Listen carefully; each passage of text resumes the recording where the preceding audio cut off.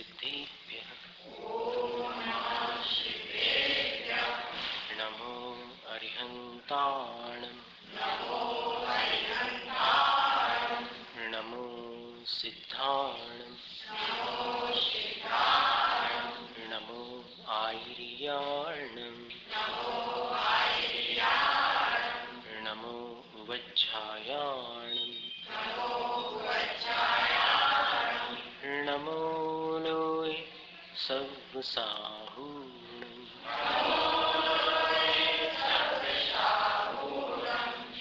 परम पूज्य पंच परमेष्ठी भगवंतों की आराधना सार ग्रंथ की आचार्य श्री गुरु विद्यासागर मुनिराज की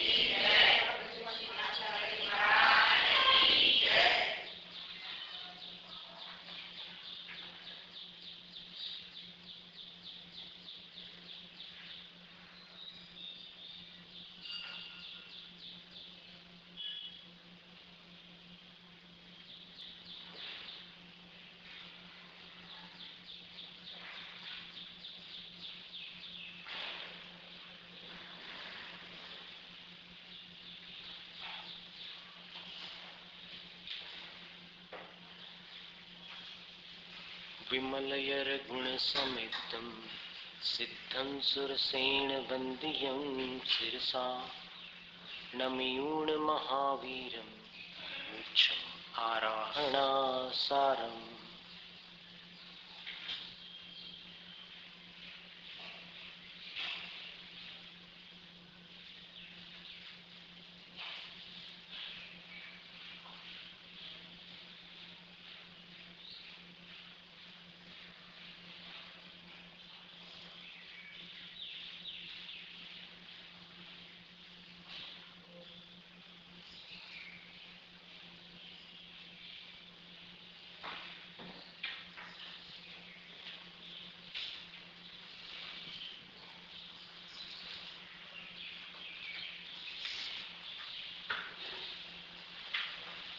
आचार्य देवसेन स्वामी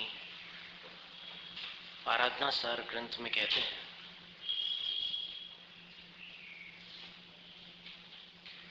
कि वे भगवंत जिनने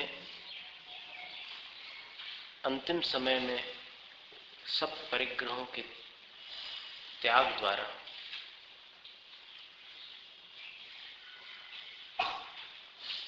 उत्तमार्थ मोक्ष पुरुषार्थ को साध लिया,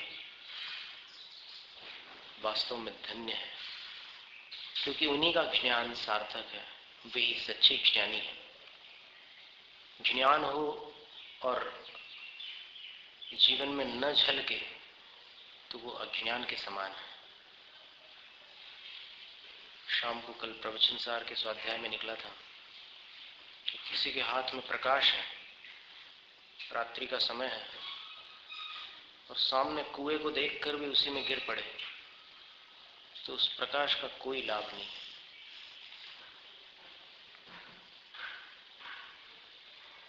और कुमार कवि द्वारा रचित आत्म प्रबोध ग्रंथ का एक काव्य इसमें था कि क्या इस जगत में आत्मज्ञान से विमुख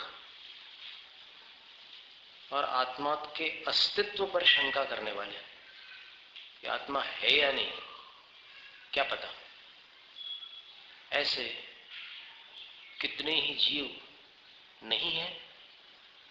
अवश्य। फिर कभी कहीं कुछ,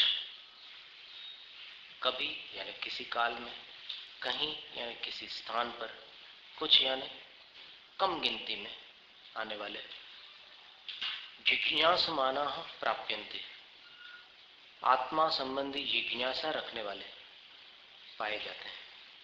यानी आत्मा को जानने की इच्छुक, जिज्ञासा का अर्थ होता है ज्ञातुम इच्छा, जिज्ञासा जानने की इच्छा। तो जानने के इच्छुक, आत्मा को जानने के इच्छुक कुछ लोग कभी कभी कहीं कहीं कम मात्रा में मिल जाते हैं, थोड़े बहुत ऐसे लोग मिल जाते हैं।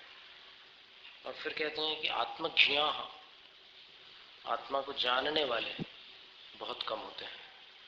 और आत्मा को जान करके भी प्रोन्मीलद अंतर्दृश्य परमात्म मोद सुखिन, अंतर्दृष्टि जिनकी विवेक रूपी आंख खुल चुकी है, ऐसे आत्मज्ञानी जो साधना में लग गए हैं और आत्मा के परम आनंद से जो सुखी हो चुके हैं, वे कितने होते हैं? तो द्वित्राहस्यो, 2-3 तो हो सकते हैं।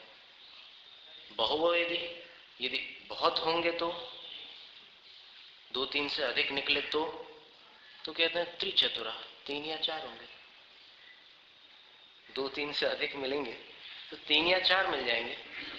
और ते पंचशा दुर्लभा, 5 या 6 मिलना तो मुश्किल है। फिर आचार्य समंतभद्र स्वामी की कारिकाओं के माध्यम से ये बता रहे हैं कि आपको संलेखना करनी है, 4 आराधनाएं आराधनी है, तो फिर इस क्रम से चलो। सबसे पहले शुद्ध मन होकर, शुद्ध मन यानी वैराग्य और ज्ञान जिस मन में होता है वो शुद्ध मन होता है।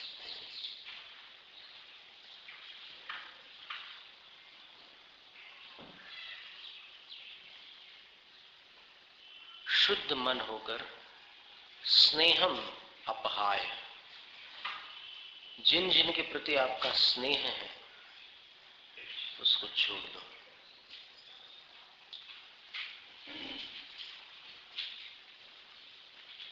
क्योंकि स्नेह का बंधन बेड़ियों के बंधन से भी मजबूत होता है।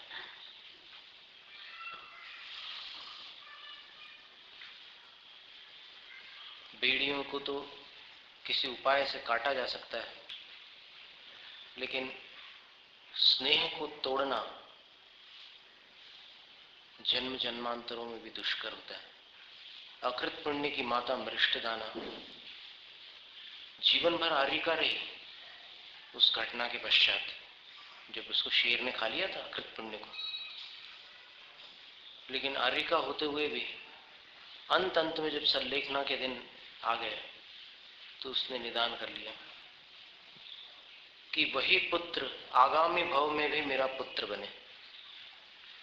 अब बताइए, आर्यिका बनकर के स्त्री पर्याय से छूट सकती थी, लेकिन अब मेरा पुत्र बने, मैं उसकी मां बनूं, ये जो भावना थी, उस भावना ने उसको वापस स्त्री बना दिया। आर्यिका पद में उन्होंने तपस्या की, संलेखना की, तो उसके परिणाम स्वरूप देवगति तो मिल गई, लेकिन वहां से देव पर्याय से वापस जब मनुष्य पर्याय में आना हुआ तो यहां आकर के पुनः स्त्री पर्याय में आ गई। तो आदि पुराण के उत्तरखंड में जयकुमार सुलोचना का जो चरित्र है वो अवश्य पठनीय है। उसमें आप पढ़ करके आश्चर्यचकित हो जाएंगे कि कई बार वो मोह की जो बेड़ी है, स्नेह का जो धागा है, वो तपस्या करने के बाद भी टूट नहीं पाता। तो एक ही जीव आर्यिका बनता है, फिर देवगति में जाता है, वापस स्त्री बनता है, फिर आर्यिका पद अंगीकार करके फिर देव पद को प्राप्त होकर पुनः मनुष्य पर्याय में फिर आर्यिका। कितने आश्चर्य की बात है, 3 बार आर्यिका। लेकिन पता नहीं आयुबंध के समय और फिर मरण के काल में या फिर देवगति में जाने के उपरांत कोई ऐसा विचित्र परिणाम अंदर उत्पन्न हो जाता है कि पुनः मिथ्यात्व में आकर, क्योंकि स्त्री पर्याय जो होती है वो अनंतानुबंधी कषाय से बंधती है। स्त्री वेद का बंध याद रखना, नपुंसक वेद का बंध मिथ्यात्व कर्म से होता है। मिथ्यात्व कर्म से 16 कर्मों का बंध होता है मिथ्यात्व के उदय से, और अनंतानुबंधी से 25 कर्मों का बंध होता है। उन 25 में एक स्त्री वेद, तिर्यंच आयु, तिर्यंच गति, ये सब अनंतानुबंधी कषाय से बनने वाली पद्धतियां। और इसके अतिरिक्त नीच गोत्र होता है, उसका बंध भी अनंतानुबंधी कषाय से होता है। अब अनंतानुबंधी कषाय का नाम तो आपने सुना है। कषायों के 4 भेद हैं। ऐसे तो 4 क्रोध मान माया लोभ 4 होते ही हैं, लेकिन ये 4 प्रकार के होते हैं। एक अनंतानुबंधी क्रोध मान माया लोभ, फिर दूसरा अप्रत्याख्यानावरण क्रोध मान माया लोभ। अब क्या अनंतानुबंधी का संस्कार काल 6 महीने से अधिक होता है और उसकी जो आगे की सीमा है वो अनंत भवों तक के जा सकती है। अनंतानुबंधी का जो संस्कार, जैसे कमट का जो वैर था, वो उस कमट के जीव के 11वें भाव तक चला, और उस उतने समय में मरुभूति जो उनका छोटा भाई था, वो जीव 10 भाव धारण कर पार्श्वनाथ तीर्थंकर की पर्याय में आ चुका था। वो जीव तो इनके पार्श्वनाथ भगवान के 10 भाव हुए थे और उस कमट के 11वां भाव था, तो वैर शांत नहीं हो रहा था। अब वो तो भगवान को केवल ज्ञान हो गया, तो फिर केवल ज्ञानी के सामने किसी की ताकत चलती नहीं, तो फिर इसका वैर ठंडा पड़ गया ना। अनंतानुबंधी कषाय से जो वैर उत्पन्न होता है वो अनंत भवों तक भी चला जाता है, संख्यात, असंख्यात और अनंत तक चला जाता है। ये बात अलग है कि अनंत भवों तक कोई भी जीव लगातार त्रस पर्याय में नहीं रहता है, बीच में कई बार उसको स्थावर पर्यायों में भी जाना पड़ता है। लेकिन वो कषाय जो अंदर संस्कार रूप में पड़ी हुई है, वो जब भी उदय में आएगी उस जीव के सामने, जो प्रतिपक्षी है, तो बस वो वापस पूरा ज्यों का त्यों हो जाएगा। फिर वो वासना, वो संस्कार उसका प्रबल हो जाता है। अप्रत्याख्यानावरण का संस्कार काल 6 महीने है। 15 दिन से ऊपर और 6 महीने तक रह सकता है। 6 महीने के ऊपर नहीं जाएगा। और कोई भी सम्यक दृष्टि जीव होगा उसको कम से कम अप्रत्याख्यानावरण का तो उदय रहेगा अगर असंयमी है तो। अनंतानुबंधी नहीं रहती सम्यक दृष्टि में, इसलिए 6 महीने के ऊपर वैर रखने वाला जीव मिथ्या दृष्टि होता है।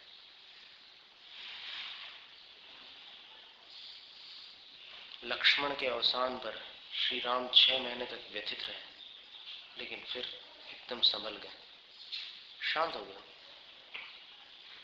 सरयू नदी के तट पर लक्ष्मण का अग्नि संस्कार करके राम ने फिर अंतिम पुरुषार्थ किया था, मोक्ष पुरुषार्थ।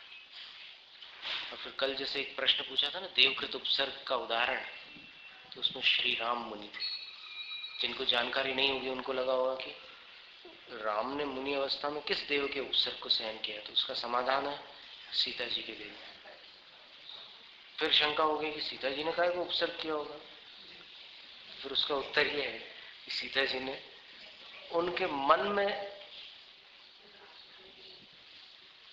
शुक्ल ध्यान की स्थिति न बनने देने का प्रयास किया, क्योंकि अगर अभी इनको शुक्ल ध्यान हो गया तो फिर ये मोक्ष चले जाएंगे और हम संसार में रह जाएंगे।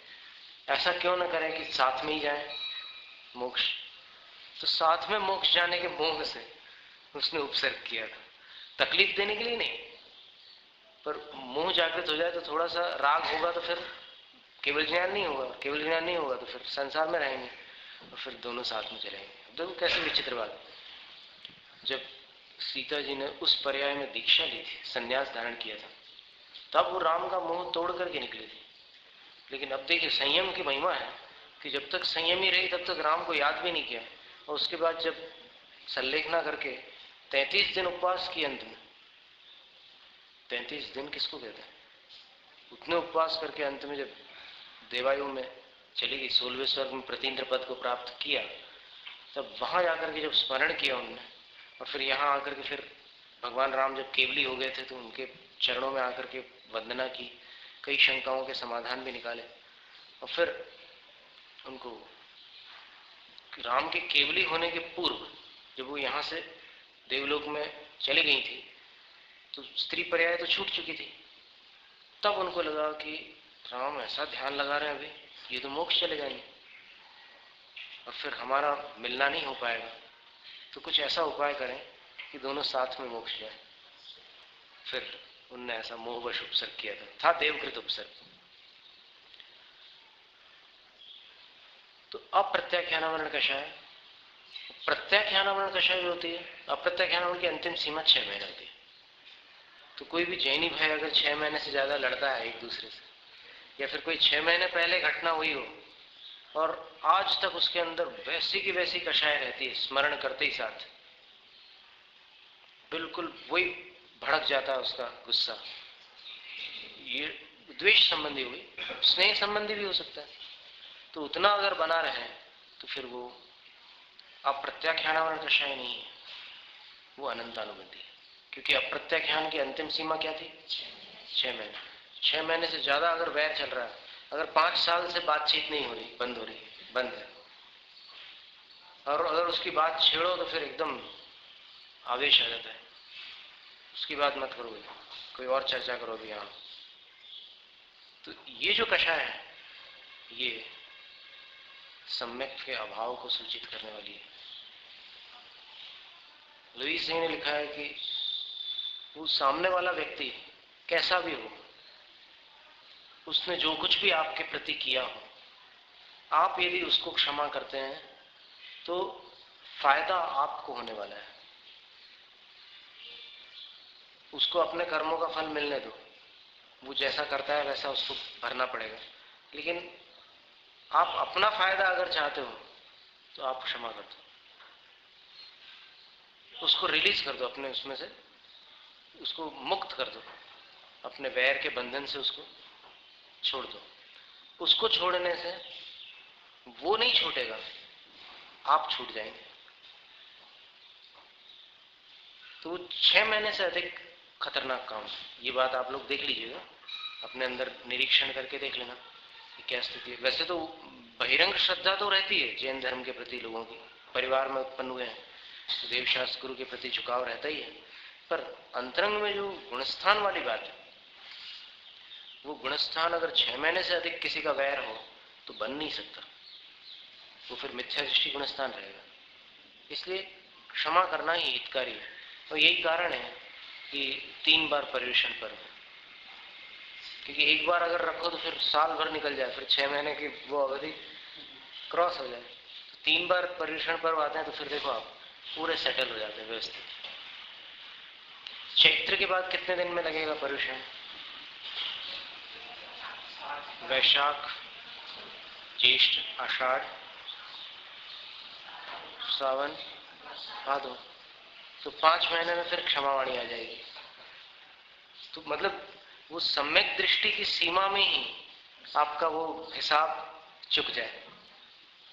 6 महीने तक रह सकता है सम्यक दृष्टि जीव, लेकिन ये मत सोचना कि अभी तो मेरे 6 महीने हुए नहीं वो लड़ाई, क्योंकि फिर हो सकता है कि 6 महीने निकल जाए फिर भी आपको लगे कि नहीं अभी नहीं छोड़ना उसको, फिर काम बिगड़ जाएगा। इसलिए जब भी क्षमावाणी आती है आप तुरंत उसका लाभ लीजिए। कई बार तो पता ही नहीं चलता कि कब क्षमावाणी आई और गई। जैसे अभी माघ महीने में जब पर्युषण पर्व आया तो कम लोगों को जानकारी थी कि अभी पर्युषण चल रहा है। फिर वो महावीर जयंती आती है उत्तम आकिंचन्य के दिन, रामनवमी आती है, ये सब पर्व जो आते हैं ये उसी पर्युषण के दौरान आते हैं। वसंत पंचमी से एक पर्युषण पर्व प्रारंभ होता है, एक चैत्र पंचमी से प्रारंभ होता है, शुक्ल पंचमी से, और चतुर्दशी तक चलता है। उसके बाद क्षमावाणी कर ही लेना। वो क्षमा केवल वाणी में न रहे, वाणी क्षमा नहीं कहा उसको, क्षमावाणी क्यों कहा? क्योंकि पहले क्षमा हो जाए फिर उसको वाणी में ला करके क्षमा कर दो।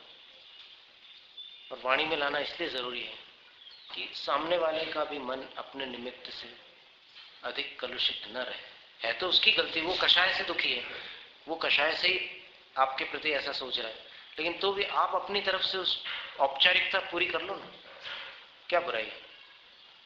और क्षमा कर देने के बाद आप देखिए उसका जो अनुभव है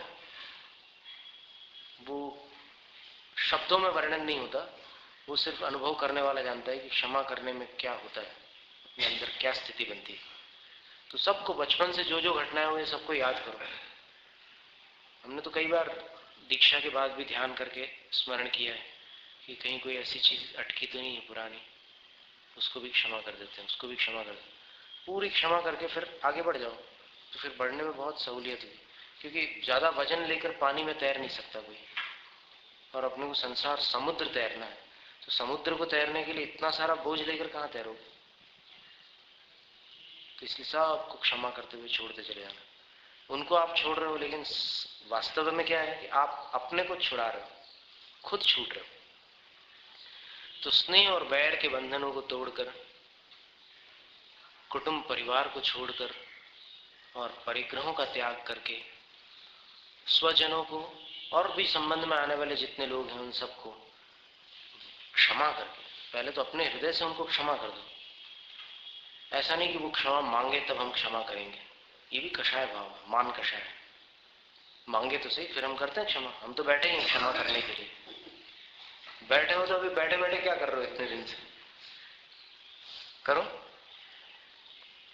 तो शुद्ध मन होकर क्षमा कर देना, क्योंकि कौन किसका स्थायी शत्रु है, कौन किसका स्थायी मित्र है।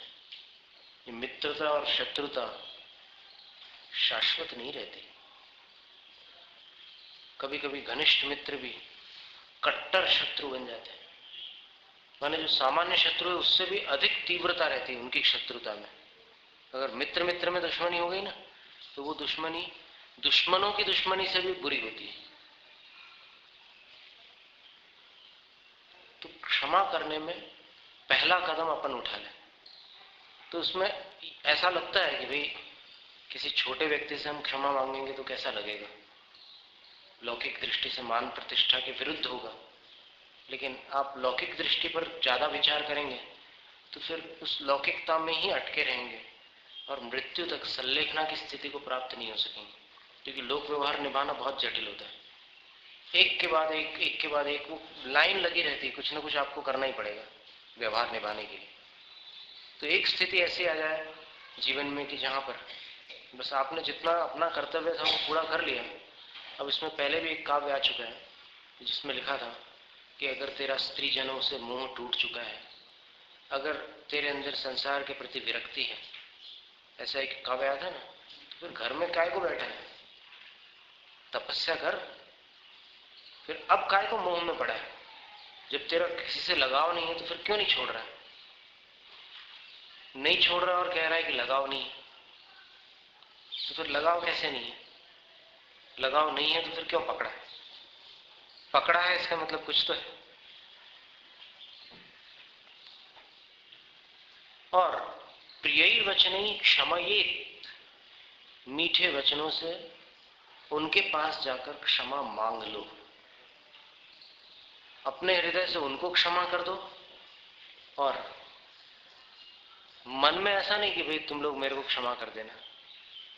उनके पास जाकर के उनसे मिलकर मीठे वचनों द्वारा उनसे क्षमा याचना कर लो। और इतना सब करने के बाद, अब अगर मान लो इतना करने के बाद भी कोई आपको क्षमा ना करे, तो फिर ये उसके सिर का भार है।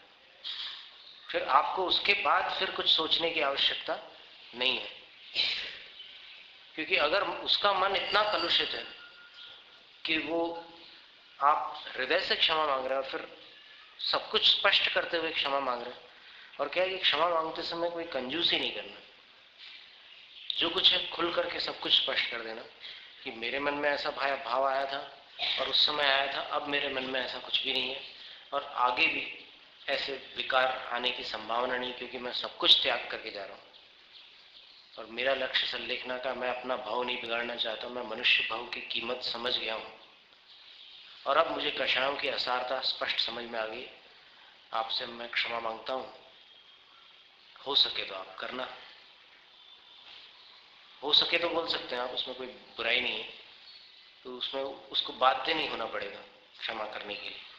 फिर उसको लगेगा कि उसने तो मुझे स्वतंत्रता दी थी क्षमा करने के लिए, तो क्षमा करना या ना करना मेरे हाथों में है, और उसने तो पूरे दिल से क्षमा मांग ली है। और क्या है कि क्षमा मांगते समय अपने निमित्त से जो दोष हुआ है उसको स्पष्ट करना, और कभी अगर कोई गलत फहमी हो तो फिर 2-3 बातों को उसके सामने प्रस्तुत कर देना कि उस समय स्थिति ऐसी थी, मैं किसी की बातों में आ गया था और मैंने तुम्हारे बारे में जल्दी निर्णय ले लिया था। ऐसी कई स्थितियां होती है। अब उसमें ये तो एक हम उदाहरण दे रहे हैं, और भी कोई स्थिति हो सकती है। तो उस निर्णय के कारण मैंने ऐसा बर्ताव किया था। फिर बाद में जब मुझे मालूम पड़ा कि तुम ऐसे नहीं हो, तो फिर मुझे पश्चाताप हुआ और बहुत समय से मैं पछता रहा हूँ। आज मैं उस पश्चाताप को तुम्हारे सामने रखता हूँ कि मुझे हार्दिक पीड़ा है कि मेरे निमित्त से ऐसा हुआ है, और तुम हो सके तो क्षमा करना। मेरा मन तुम्हारे प्रति बिल्कुल निर्मल है। शांतिपद प्रदर्शन में संलेखना के समय जब वो साधक या क्षपक अपना क्षमाभाव प्रकट करता है, उसका बड़ा सुंदर वर्णन है। और वर्णी जी के उस पत्र में भी वो बात आई है जो हमने आपको बतलाई थी। मेरे निमित्त से यदि आपको किसी को भी कोई पीड़ा पहुंची हो, क्योंकि संपर्क में रहने पर कभी कोई बात अपने मन के अनुकूल होती है, कभी प्रतिकूल भी होती है, क्योंकि सबके अंदर कोई ना कोई इच्छा है। तो सबकी इच्छाएं एक साथ तो पूरी हो नहीं सकती, और एक व्यक्ति की भी सब इच्छा कभी पूर्ण नहीं होती। तो इच्छा के प्रतिकूल कुछ हो गया तो फिर वो बात मन में लग जाती है, उसका बुरा मान लेते हैं। तो उसको भी क्लियर कर लेना है, क्योंकि संलेखना धारण करने के लिए मन का हल्का होना बहुत जरूरी है। भारी मन से काम नहीं बनेगा। तो फिर मन को भारी क्यों बनाया रखे? कितने दिन हो गए, कितनी चीजें भरी हुई, अब उसको खाली करते जाना। ये समय आ गया खाली करने का। इतनी जिनवाणी सुनने मिली है, वो आपके उस पुण्य से मिली है जो आपको उस तरफ ले जा रहा है, हल्का बनने की तरफ। और अगर आप ये समझें कि भाई मिली है, फिर आगे भी मिल जाएगी, तो ठीक है। अगर इतना विश्वास है आपको कि फिर ऐसा मौका मिल जाएगा, तो देखो, फिर इंतजार करो, देखना फिर मिलता है कि नहीं मिलता है। क्योंकि कुछ कहा नहीं जा सकता भविष्य के बारे में दावे के साथ। फिर ये तो हो गई उन संबंधियों से अपनी चर्चा। अभी कभी कुछ अच्छा शब्द से और भी ले लो कि कोई रिश्तेदार नहीं है, कोई परिचय नहीं है, लेकिन कभी बाजार में जाते जाते किसी के साथ कोई ऐसा मन मुटाव हो जाए, किसी व्यक्ति के साथ। मान लो कोई स्कूटर वाला है, अब किसी कारण से वो एकदम आपके बाजू से निकल जाए और एकदम आप बाल बाल बच जाए, तो ऐसी स्थिति में क्या होता है पता है? वो तो स्कूटर तो आगे निकल गया, लेकिन आपकी नजर उसके नंबर प्लेट पर रहती है। फिर उसकी तरफ देखते हैं आप, चेहरा भी याद रखते हैं, और आपको लगता है कि आपने सबको क्षमा कर दिया। फिर मान लो कोई ऐसा कंप्यूटर या कोई ऐसा यंत्र आ जाए जिसमें आपके संपर्क में आने वाले सब लोगों के फोटोग्राफ्स ऐसे लाइन से निकलते जाए, तो जैसे ही वो चेहरा आएगा, तब आप अगर अपने भावों को पढ़ें तो पता चलेगा कि आपने उसको क्षमा किया है कि नहीं। जैसे ही वो आएगा, उसकी स्पीड कम कर देना, फटाफट जो फोटोज खिसक रहे हैं ना, कम कर दी स्पीड, उसको पॉज करके देखना, ये कौन है? कोई अच्छा आदमी तो नहीं है, बहुत बेकार आदमी। ये क्या है? ये सेल्फ रीडिंग है। तो इसी को आपको बार बार ध्यान में बैठकर करते रहना। बार बार सेल्फ रीडिंग करोगे, कौन कौन ऐसे लोग हैं जिनको मैं क्षमा नहीं कर पा रहा हूं, और उनको मैं क्षमा नहीं कर पा रहा हूं, ये उनकी गलती है या मेरे ही अंदर की कोई कषाय है जो क्षमा नहीं करने देती।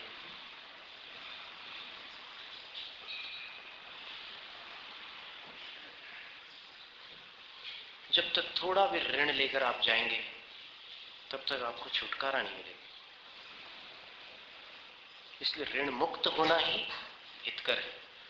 और आप उनसे मिलिए जो ऋण मुक्त हैं, उनके आनंद को देखिए जीवन के, तो आपको समझ में आए कि वास्तव में ये पैर छोड़ना जो कठिन है, कठिन तो है, लेकिन छोड़ने के बाद जो स्थिति आती है, उसमें तो कुछ अलग ही हल्कापन और आनंद है। तो इस जीवन में ये काम हो जाए तो कितनी अच्छी बात है। नहीं तो वो तो चलता ही रहता है। देखो, कई जन्मों से कई लोगों संबंधी है अपन, यहाँ जितने लोग बैठे हैं ना, ये कई जन्मों के रिश्तेदार हैं। क्यों है? क्योंकि वहां उसका पूरा हिसाब बराबर नहीं हो पाया था। वो अधूरा छोड़ करके आए थे, तो अभी भी अपन रिश्तेदार बने हुए। और एक बार अगर सबसे टूट जाए अपना, सबको मध्यस्थ प्रेम से छोड़ो, ऐसा नहीं है कि सब कषाय पूर्वक छोड़ो कि चलो मैं छोड़ रहा हूं तुमको, निकलो यहां से बाहर, ऐसा नहीं है। बड़े प्रेम से, ठीक है अपना इतना संबंध रहा, अब मेरा स्टेशन आ रहा है तो मुझे तो जाना है, अगर तुम्हें भी इसी स्टेशन पर उतरना हो तो आ जाओ साथ में। पर सब लोग एक स्टेशन पर कहाँ उतरते हैं, सबके अपने अपने अलग अलग स्टेशन होते हैं। तो अभी अपने को तो मुक्ति के स्टेशन पर उतरना है, तो फिर वो अगर नहीं उतर रहा है तो प्रेम से उसको बोल दो जय जिनेन्द्र, अलविदा, फिर मिलेंगे, मतलब वहां मोक्ष में सिद्धालय में फिर मिलेंगे। तुम देर से आ रहे हो इसलिए मुझे तो इस बात का दुख है कि तुम अभी नहीं आ रहे हो, लेकिन ठीक है कभी ना कभी तो आओगे, फिर मिलेंगे। और दूसरी बात, अगर वैर न छूटता हो फिर भी इतना सब करने के बाद, तो फिर अपने मन में ये विचार करना कि ये सामने वाला जीव अगर भव्य होगा, और मान लो ये 7-8 भाव में मोक्ष जाने वाला और मैं 4-5 भाव में जाने वाला हूं, तो भी, और ये भी संभावना है कि मैं 7-8 भाव में जाऊं और ये 4-5 में चला जाए। ऐसा थोड़ी है कि जो बैर बांधने वाला है वो सीनियर हो और वो सामने वाला जूनियर हो। कौन जानता है कि कौन पहले चला जाए।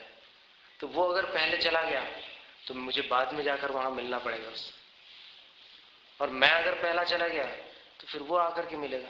तो जब अंत में सबको एक ही घर में मिलना है, सिद्धालय में, अंत में सबको वहीं जाना है, एक ही स्वरूप होना है, एक ही रूप होना है, तो फिर आज मैं अगर इसके प्रति वैर करता हूं तो एक दृष्टि से सोचा जाए तो मैं भविष्य के सिद्ध परमात्मा से वैर कर रहा हूं। बात आ रही है समझ में? मैं किसी के भी प्रति अगर वैर कर रहा हूं, अब ये तो केवली मना पर एक ज्ञानी जानते होंगे कि वो अगर निकट भव्य है तो कब जाने वाला है, पर अगर मैं वैर करता हूं तो फिर मैं भावी परमात्मा से वैर कर रहा हूं। तो मेरे जैसा दुर्बुद्धि कौन हो सकता है जो भगवान से वैर करे। वैर दुश्मन से किया जाता है, प्रभु से कभी नहीं किया जाता। तो ये भावी परमात्मा है, इससे वैर कैसे करूंगा? भावी परमात्मा से वैर कैसा? कभी फिर सामने आ जाए वो और वापस वो चीजें याद आने लग जाए तो वो घटना तो बहुत पुरानी हो गई, हो सकता है 2.5 वर्ष बीत गया उस घटना को, हो सकता है 20 वर्ष बीत गए, लेकिन इतनी पुरानी घटना को लेकर अब उस समय उसके जिस कर्म का उदय था, उस कर्म के उदय में वैसी पर्याय बन गई, तो उस क्षणिक पर्याय को लेकर आज तक मैं उसकी आत्मा से वैर कर रहा हूं। पर्याय तो क्षण मात्र के लिए आई थी जिसकी वजह से मुझे ठेस पहुंच गई, और मुझे जो ठेस पहुंची वो मेरी कषाय से पहुंची, पर मैंने उससे वैर बांध लिया और अब तो वो आमूल चूल बदल चुका है। माने अब उसके शरीर में भी एक परमाणु ऐसा नहीं है जो उस समय था 20 साल पहले, क्योंकि एक वर्ष में मनुष्य के शरीर के 100 में से 98 परमाणु बदलकर नवीन आ जाते हैं। आकृति वैसी की वैसी रहती है, बिल्कुल मिलती जुलती आकृति आपको दिखेगी चेहरे की। 3 साल बाद आप किसी से मिलो, अरे तुम तो वही हो, वैसा लगेगा देखने में, लेकिन परमाणु वो नहीं रहते। अभी जो रिसेंट रिसर्चेस हुए हैं, जो शोध कार्य हुए हैं, दीपक चोपड़ा की एक पुस्तक है एजलेस बॉडी टाइमलेस माइंड, उसमें ये बात लिखी हुई है कि 1 साल में अपने शरीर के 98% परमाणु बदलकर नए हो जाते हैं। तो फिर 20 साल पुराना जो शरीर था जिसको देखकर आपने वैर बांधा था उसके प्रति, क्योंकि आपने उसकी आत्मा को तो देखा ही नहीं था, तो उस समय जो वैर बांधा था, आज जो दिख रहा है वो उसका वो शरीर भी नहीं है, उसके सारे परमाणु बदल चुके हैं। तो किससे वैर करोगे? और मान लो उसके जीव से आपने वैर बांध लिया था, शरीर और आत्मा सहित उस जीव से आपने वैर बांध लिया था, तो फिर उस जीव की उस समय की पर्याय और आज की पर्याय पूरी तरह बदल चुकी है, उसके भाव बदल चुके हैं, उसका ज्ञान बदल चुका है, उसके अनुभव बदल चुके हैं, उसके रिश्ते बदल चुके हैं, सब कुछ तो बदल गया। फिर कब तक वैर रखोगे? वैर आपका उससे था, पर अब जब वो है ही नहीं तो किससे वैर कर रहे हो?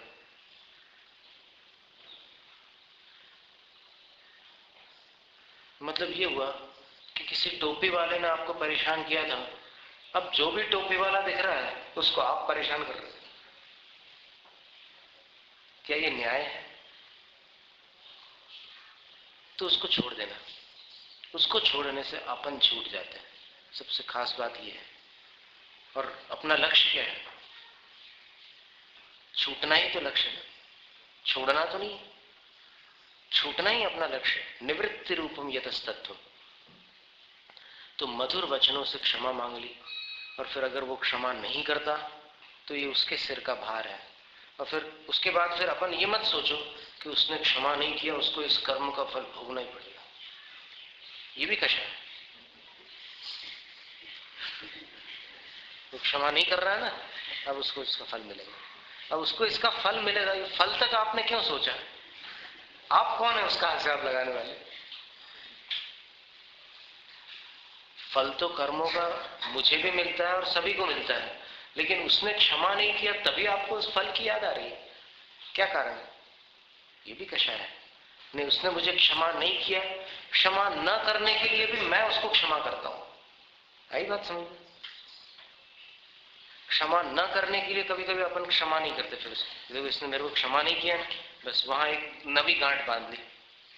पुरानी थी उसको तो आपने छोड़ने के लिए उससे क्षमा मांगी, और उसने क्षमा नहीं किया तो आपने नई गांठ और बांध दी। बहुत टेढ़ी खीर है क्षमा। क्षमा शब्द बोलना जितना सरल है, वैसे तो उच्चारण की अपेक्षा से कुछ लोग इसका भी अशुद्ध उच्चारण करते हैं। लेकिन चलो, बोलना फिर भी सरल है, लेकिन क्षमा तब तक करना संभव नहीं है जब तक अपने हृदय में वात्सल्य न हो। वात्सल्य के बिना क्षमा नहीं होती, और सरलता के बिना क्षमा मांगी नहीं जा सकती। क्षमा मांगते समय सरलता चाहिए, क्षमा करते समय वात्सल्य। अब वात्सल्य में भी कई बार उलझ जाते हैं ना। कभी कभी ऐसा लगता है कि कैसे हम सबके प्रति वात्सल्य रखें। जो अपने लोग हैं उनसे तो हमें लगता है कि हम प्रेम से रहें, लेकिन सबके साथ कैसे प्रेम बर्ताव करें? लेकिन नहीं, ये भी कषाय है। इसको हटा करके देखो, आप एक माँ की नजर से देखो सबको। किसी न किसी जन्म में अपन माँ रहे हैं सामने वाले की, उस दृष्टि से देखो कि ये मेरा किसी जन्म का पुत्र है या पुत्री है। किसी को भी देखते समय जिसके भी प्रति कषाय हो रही है तो उसको माँ की नजरों से देख सकते हैं। थोड़ा मन को एकाग्र करना पड़ेगा, फिर देखो कैसा लगता है। गलती की है, अपनी ही संतान है। मां का संतान से वैर नहीं होता। क्रोध आता है मां को, डांटती है, पीटती भी है, लेकिन उसके बाद फिर पीटने वाली उसी मां की आंखों में आंसू भी आते हैं। ये हमें पता नहीं था पहले कुछ भी, लेकिन एक बार एक मां ने आकर के बताया, वो बेटा भी सामने था उसने, बोले कि इतना परेशान करता है कि एकदम मारने की इच्छा होती है, और फिर कभी कभी मेरे हाथ चल जाते हैं, लेकिन जब ये रात में सो जाता है तब मुझे आंसू आते हैं। तो उस दृष्टि से अपन देखो किसी को भी, तो फिर अपने आप क्षमा करो। अब कोई भी पर्याय हो, नारी की पर्याय हो, पुरुष की पर्याय हो, कुछ भी रहो, लेकिन अनादिकाल से संसार में भटकते समय सब लोग सब कुछ कर चुके हैं, इसलिए सब एक दूसरे के रिश्तेदार हैं। पद्म पुराण ग्रंथ में तो लिखा है कि समुद्रों में जो रेत के कण हैं वो भी अपने रिश्तेदारों की गिनती से कम है। क्या कहा? सब सागरों में जितने रेत के कण हैं उनको अगर गिना जाए तो कितनी विशाल गिनती आएगी। लेकिन संसार में भटकते समय जो जो रिश्तेदार अपन ने बनाए हैं उनको गिना जाए तो रेत के कणों की गिनती उन रिश्तेदारों की गिनती के आगे कम हो जाएगी। तो फिर सब अपने ही तो है, अथवा दूसरी दृष्टि से देखो तो कौन अपना है और कौन पराया है।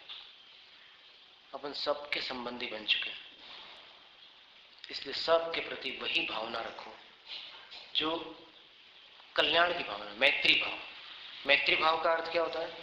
हित चिंतन, सामने वाले की भलाई का विचार करना मैत्री भाव है।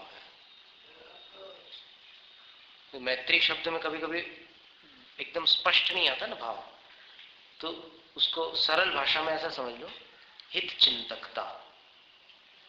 मैत्री भाव बराबर हित चिंतकता, यानी दूसरों की भलाई का विचार करना। इसीलिए कहा कि सब जीवों के प्रति भाव, मैत्री भाव गत में मेरा, सब जीवों से, सब पर थोड़ा ज्यादा ध्यान देना, उसमें किसी को घटा नहीं सकते। उसमें फिर ऐसा नहीं कर सकते इसको छोड़कर, सब जीवों से किसी को छोड़ नहीं सकते, माइनस नहीं कर सकते। अब ये सब काम करने के बाद आप एकदम फ्री हो गए। अब संलिखना के लिए जा रहे हैं आप, तो आपने जितने संबंध थे उनसे निवृत्ति पा ली है और मन से भी आप बिल्कुल हल्के हो चुके हैं। अब कहाँ जाएंगे आप? गुरु के पास, क्योंकि गुरु के बिना कोई खेवटिया नहीं है, बेड़ा पार लगाने वाला नहीं है। गुरु के पास जाएंगे तो गुरु के पास जाकर क्या करोगे? सबसे पहले जीवन में मैंने जो जो गलतियां की हैं, बहुत विस्तार मत करो, लेकिन जो जो विशेष प्रकट करने योग्य हो, जहां कषाय भाव से मेरे से त्रुटियां हुई हैं, उन सबको बता दो। गुरु से छिपाना मत। और अगर डर लगे बताने में तो फिर गुरु बनाना मत।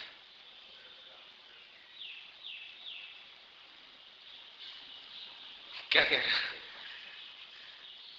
अगर ऐसा लगे कि इनको बताने के बाद ये क्या सोचेंगे, फिर मुझे ठुकरा तो नहीं देंगे कि अरे तुम इतने पापी निकले, मैं तो तुम्हें तो बहुत अच्छा शरीफ समझता था, फिर तुम इतने बदमाश निकले, चलो रफा हो जाओ मेरे सामने से, निकल जाओ, मेरी आंखों की नजरों के सामने कभी मत आना।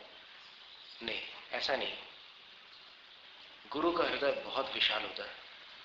वो जानते हैं कि संसार के एक एक प्राणी से अनेक अपराध होते हैं, लेकिन वो जानते हैं कि अपराध भी पर्याय है, क्षणिक पर्याय है। उस समय कषाय भाव से वैसे अपराध हुए हैं और हो सकता है आज भी उन कषायों का संस्कार अंदर चल रहा हो, लेकिन ये चूंकि मेरे चरणों में आया है तो मेरा कर्तव्य इससे नफरत करना नहीं, किंतु इसको सुधारना है। इसके कल्याण की भावना, इसके पापों को जानने के बाद भी यदि मेरे अंदर नहीं आती तो मैं गुरु पद के योग्य नहीं। इतना विशाल हृदय होता है गुरु का कि वज्र अपराधी भी अगर आ जाए सामने तो भी ये नरक जाएगा, ऐसे भाव न करते हुए वो सोचते हैं कि इसने नरक जाने योग्य कर्म तो किया है, लेकिन मुझे कोई ऐसा उपाय करना है कि इसकी सदगति हो। कितनी अपार करुणा होती है गुरु के हृदय में, कितना वात्सल्य होता है। तो वो उसको सन्मार्ग दर्शाते हैं। तो ऐसे गुरु के पास जाकर, गुरु को चुनने में समय लग जाने दो, कोई चिंता नहीं है, लेकिन अगर सही गुरु मिल गए तो फिर जीवन निहाल हो जाए। तो सर्वम एनः आलोच्य, अपने सब अपराध गुरु के सामने प्रकट कर दो। जो जो मैंने खुद किए हैं वो, और खुद किए हुए अपराधों को पूरी तरह प्रकट कर दिया।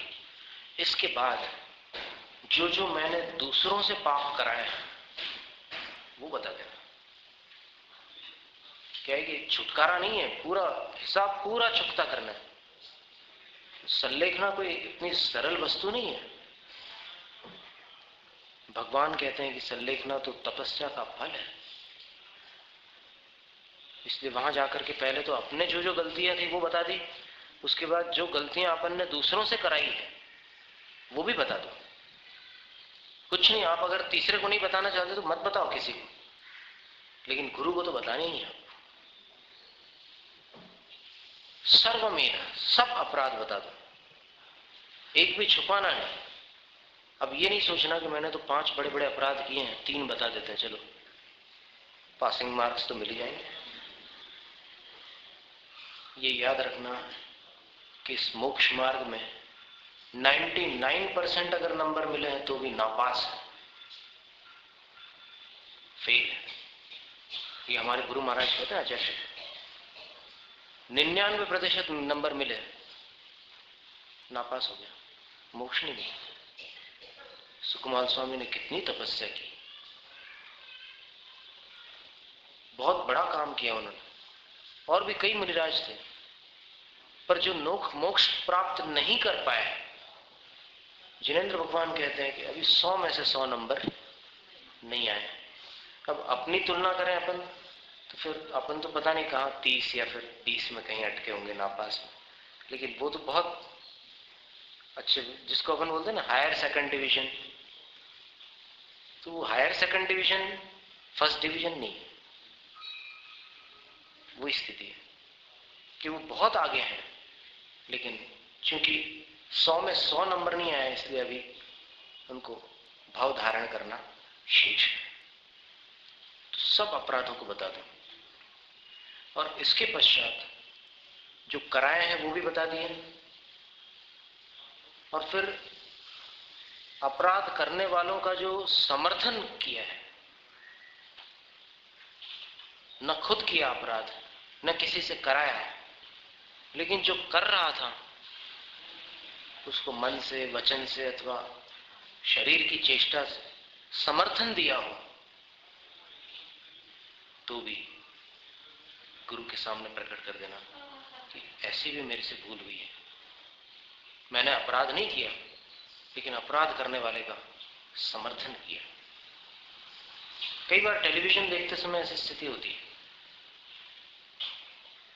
कोई मार काट की घटना आ रही है उसमें, तो उसमें एक ऐसी स्टोरी आ जाती है कभी कोई, कि उस स्टोरी में मनुष्य का मन उलझ जाता है, और फिर उस स्टोरी में जो दुष्ट होता है उसका जब अंत में नाश होता है, तब बहुत सारे लोग एक मतलब एक चैन की सांस लेते हैं, कुछ लोग तालियां भी बजाते हैं। जैसे कुश्ती का शो देख रहे हैं कोई, और इंडिया की टीम वाला अगर जीत रहा है, पाकिस्तान वाले को रिंग के बाहर फेंक दिया उसने, तो फिर यहाँ हिंदुस्तान में करोड़ों लोग तालियां बजाकर कर्म का बंद एक साथ करते हैं। एक साथ सामूहिक कर्म बंद। कौन सा कर्म? पुण्य। साता या असाता? किसी की तकलीफ में हर्षित होना पाप का कारण है। तो ये सब मतलब ये तो छोटी छोटी बातें हो गई, कई बड़ी बड़ी घटनाएं होती है अपने जीवन में। कई बार ऐसे भी प्रयोग करते हैं लोग कि सामने वाले का परिवार दुखों के सागर में डूब जाए। कई लोग तंत्र विद्या का प्रयोग करवाते हैं, कई लोग और कई कई प्रकार के उपाय करते हैं कि उसका अनिष्ट हो जाए। कभी रास्ते में एक्सीडेंट कराने की भी योजना बना लेते हैं, कभी उसको कुछ ऐसी चीज खिला देते हैं कि उस तकलीफ में आ जाए। कई प्रकार के प्रयोग करते हैं कषाय के कारण। तो बने जहां तक जीवन को निर्मल बनाए रखना ही श्रेयस्कर है, क्योंकि अंत में निश्चित है कि ये सब अपराध करने के बाद अपने को तो चैन मिलने नहीं वाला। किसी अन्य को पीड़ा पहुंचाकर आज तक कोई सुखी नहीं हुआ। अनादिकाल से संसार का ये अटल नियम है कि किसी अन्य को पीड़ित करके अपन चैन की सांस नहीं ले सकते। वो कुछ भी कर रहा हो, वो दुर्जनता का बर्ताव कर रहा है, तो आपको दुर्जन बनने की आवश्यकता नहीं। आप नेकी की राह पर चलिए, सज्जन बने रहिए।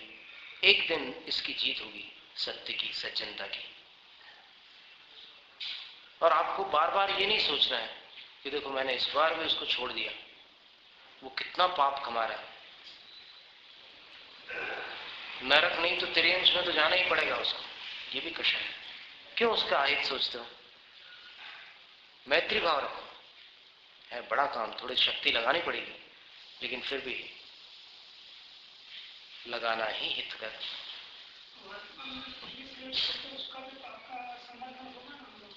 बराबर होगा अगर आपके भाव उसमें उस रूप है।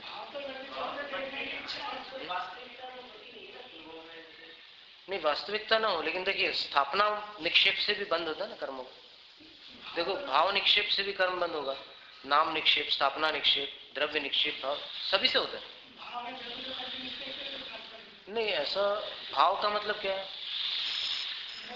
रुचि। कभी कभी अरुचि से भी देखते हैं लोग। क्या होता है कि जैसे मान लो किसी को वैराग्य हो गया है, उसको दीक्षा लेने का विचार है 1 महीने बाद, लेकिन फिर भी घर में जब तक रह रहा है तो फिर घर वालों के समान उसको रहना पड़ता है। अब अगर 6 लोग टीवी बैठ करके देख रहे हैं और वो अगर अलग से जाकर के माला फेरे तो फिर वो व्यवहार बिगड़ जाता है। वो ये नहीं चाहता कि व्यवहार बिगड़े, इसलिए चलो बैठ करके देख लो, लेकिन वो अनासक्त भाव से देखेगा। ये स्थिति बनती है गृहस्थ जीवन में कि वैराग्य होने के बाद वो सारे कार्य कर रहा है उनके समान, बाकी रागियों के समान, लेकिन फिर भी अब उसकी आसक्ति नहीं है, अब उसमें उसको रस नहीं आ रहा है, कर रहा है सिर्फ निभाने के लिए ऊपर ऊपर से। ये तो है कि कर रहा है इसलिए उतना उसको बंध तो होगा करने का, लेकिन वैसा प्रगाढ़ बंध नहीं होगा जैसा राग पूर्वक और आसक्ति पूर्वक करने पर होता है। पर है मन की बात है, किसका मन। अब क्या होता है कि सुबह वैराग्य और शाम को राग हो जाता है, ये भी स्थिति है। मन बड़ा चंचल, सुबह सुबह सोचो कि एकदम एकदम चतुर्थ काल जैसे भाव है, और शाम को देखो तो दोपहर को 5 बजे और शाम को 6ठे काल में पहुंच जाते। इसलिए बार बार शुभ आलम्बन गृहस्थ के लिए अनिवार्य है। प्रवचन सार अभी चल रहा है शाम को स्वाध्याय 4:30 से, तो उसमें आने वाली आगे गाथा कि गृहस्थ के लिए कोई चारा नहीं है। वो अगर शुभ आलम्बन को नहीं अंगीकार करेगा तो उसका मन उसको दुर्गति में ले जाएगा, क्योंकि वातावरण इतना दूषित है कि दुर्गति के साधन हर कदम पर मिलते हैं और सदगति का साधन बड़ी मुश्किल से मिलता है। इसलिए बार बार उसको आलम्बन लेना है। कभी कोई ऐसे मन बिगड़ जाए तो फिर 9 वर्ण मुखर मंत्र पढ़ लो। कभी कोई ऐसा विचार आ जाए या फिर कुछ बोलने की ऐसी इच्छा हो जाए या मुंह से कोई शब्द निकल जाए, फिर 5 मिनट मौन रहो कि अगली बार जब ऐसा कोई शब्द निकलने को राजी हो, तैयार हो, तो मैं और सावधान रह सकूं। नमोकार मंत्र पढ़। तो ये सब प्रैक्टिकल करने की चीजें हैं। सुन करके अच्छी चीजें सुनने मिल गई, चलो अच्छा रहा, उतना पुण्य मुझे मिल गया, लेकिन उस पुण्य को आप सुरक्षित रखोगे क्या? अभी जो सुन करके पुण्य कमा रहे हैं वो फिर बाद में जो कुछ उपद्रव करते हैं, आप जाकर वहां खुरापात गेट के बाहर, तो उससे पूरा साफ हो जाता है। तो इसलिए उसको प्रैक्टिकल में लाना है, बार बार अपने जीवन को सदाचारमय बनाना है, क्योंकि सदाचार ही आगे की श्रेणियों में पहुंचने में सहायक है। तो पूरे अपराध गुरु के सामने बता दो, खुद किए हो तो वो बता दो, कराए हो तो बता दो, समर्थन दिया हो तो भी बता दो, निर्व्याजम, उसमें किसी प्रकार का कपट नहीं रखना, क्योंकि कपट पूर्वक किया हुआ कार्य हानिकारक है। मोक्ष मार्ग में ईमानदारी पहली शर्त। अगर आप ईमानदार नहीं हैं तो अभी बाद में आना मोक्ष मार्ग पर, कोई उतावली नहीं है, पहले ईमानदार बन जाओ। सत्यनिष्ठा, हमने कभी कहा होगा कि दीक्षार्थी के अंदर भी 5 गुण आवश्यक है। उसमें पहला है सत्यनिष्ठा, ईमानदारी। फिर वैराग्य भी जरूरी है, सहनशीलता भी चाहिए, और किसी पर भार नहीं होना चाहिए उस वैरागी दीक्षार्थी को। किसी अन्य पर भार होने पर कलुषता आती है, उसके अंदर भी आती है और अपने अंदर पराधीनता आती है। और 5वीं बात थी कि अपने ऐसे पुण्य उदय में हो जो दीक्षा के योग्य हो, क्योंकि बिना पुण्य की दीक्षा नहीं होती। और उस पुण्य की पहचान अपनी पत्रिका के दीक्षा योग से जानी जा सकती है। हस्तरेखाओं से कुछ ऐसे योग दिए हुए हैं जैन शास्त्रों में। ये सब चीजें फालतू नहीं है, ये तो लोग जो दुरुपयोग करते हैं उनके कारण विद्या बदनाम होती है। तो निमित्त ज्ञान से जो दीक्षा के योग्य है उस योग्यता को जान करके दीक्षा लेना हितकर है। तो इतना कार्य कर लेने के बाद फिर मरणस्थायी महाव्रतम आरोपयेत, फिर गुरु से कह देना कि हे गुरुवर, अब आजीवन मुझे महाव्रत दीजिए, आप मुझे महाव्रत आरोपित कीजिए, मुझे संस्कारित कीजिए महाव्रतों से।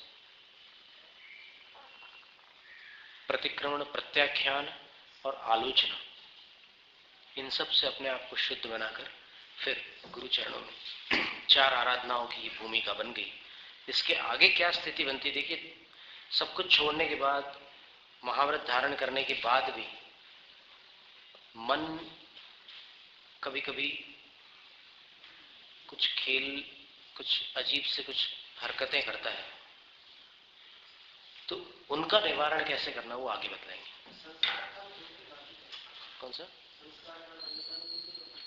हाँ, और अप्रत्याख्यान वर्ण का जो संस्कार काल होता है कषाय का, जो व्रतियों में भी उदय में रहती है अप्रत्याख्यान वर्ण कषाय, आर्यिकाओं में भी रहती है, तो उसकी अवधि 15 दिन अंतिम है। 15 दिन के आगे नहीं चल सकती, वो ऑटोमेटिक क्षमा हो जाती 15 दिन। और संज्वलन कषाय जो रहती केवल मुनियों में रहती उदय में, वो अंतर्मुहूर्त उसका काल होता है, जल की रेखा के समान, वो शांत हो जाता। शास्त्र पठन में मेरे द्वारा जो कहीं कहीं वाक्य पद माता छूट गई, सरस्वती मेरी को कृपया क्षमा करें, और मुझे केवल नाम में महाविलंब करें, वांछित बदलाते चिंतामणि सरस्मात तेरा, बंधन करने वाले मुझको मिले कथा मेरा, कोई समाधि विशुद्ध भावनम आत्म सिद्ध मुझको, ये और मैं पा जाऊंगा मोक्ष महासुख को।